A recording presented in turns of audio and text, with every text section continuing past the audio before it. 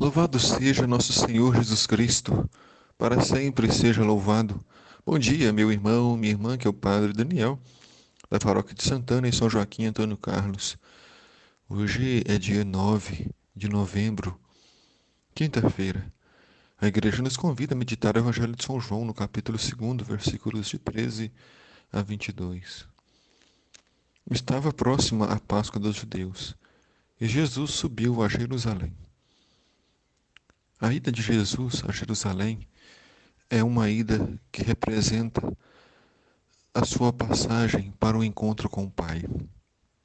Ir a Jerusalém é enfrentar sem medo as autoridades dos mestres da lei, dos doutores, sacerdotes e fariseus, pois era em Jerusalém que se concentrava as autoridades civis e religiosas que tinham ciúmes de Jesus, que tinham inveja de Jesus e que não concordavam de Jesus ser o Messias. Mas mesmo sabendo que vai enfrentar rejeições, Jesus não foge, não se acovarda, ele vai até Jerusalém. No templo encontrou os vendedores de bois, ovelhas e pombos, e os cambistas que estavam aí sentados. Por que isso estava acontecendo? Porque, segundo a lei do Antigo Testamento, quando alguém cometesse algum pecado, deveria fazer algum sacrifício a Deus para receber o perdão dos pecados. Então, se fazia a oferta, o sacrifício de algum animal. Os que tinham mais dinheiro ofereciam grandes animais, como os touros, os bois. Aqueles que eram da classe média ofereciam as ovelhas, e os pobres ofereciam pombas. E ali todos ofereciam aqueles animais. E acabou que o Templo de Jerusalém virou um grande centro de comércio. Jesus então fez um chicote de cordas e expulsou todos do templo, junto com as ovelhas e os bois. E espalhou as moedas e derrubou as mesas dos cambistas. E disse aos que vendiam pombas: Tirai isso daqui, não façais da casa de meu pai uma casa de comércio.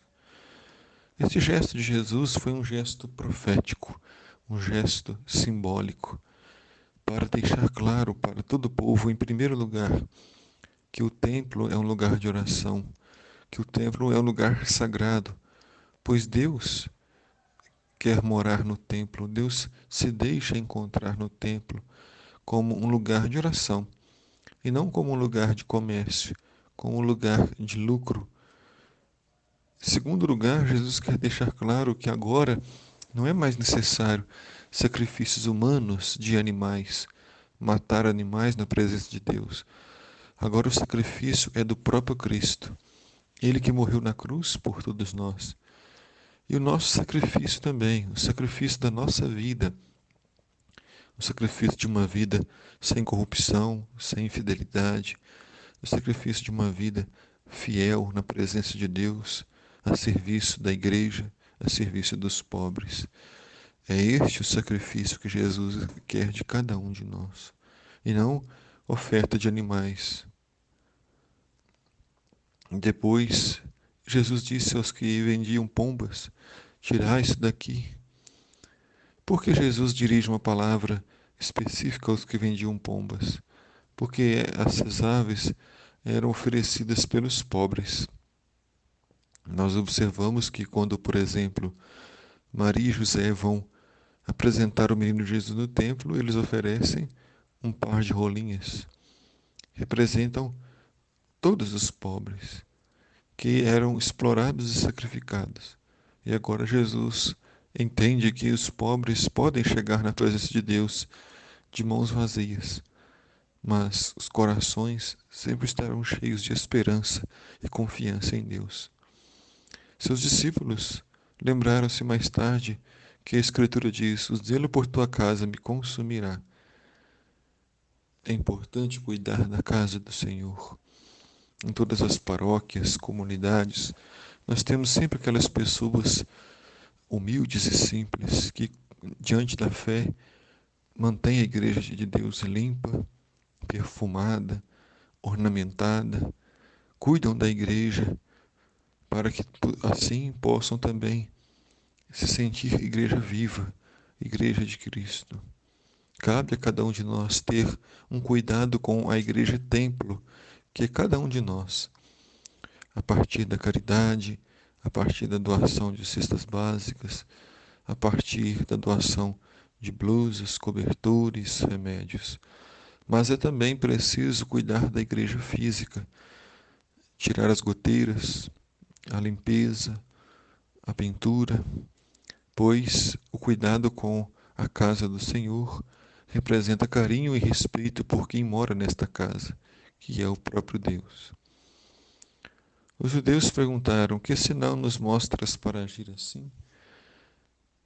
Jesus respondeu: Destruí este templo, e em 3 dias o levantarei. Os judeus disseram: 46 anos foram necessários para a construção deste templo, e tu levantarás em 3 dias? Mas Jesus estava falando do templo do seu corpo. Agora, cada um de nós é um templo vivo do Espírito Santo de Deus. Seremos destruídos pela morte, mas Deus nos irá levantar. Iremos ressuscitar para a vida eterna. O Senhor esteja convosco, Ele está no meio de nós. Abençoe-vos, Deus Todo-Poderoso, Pai, Filho e Espírito Santo. Amém.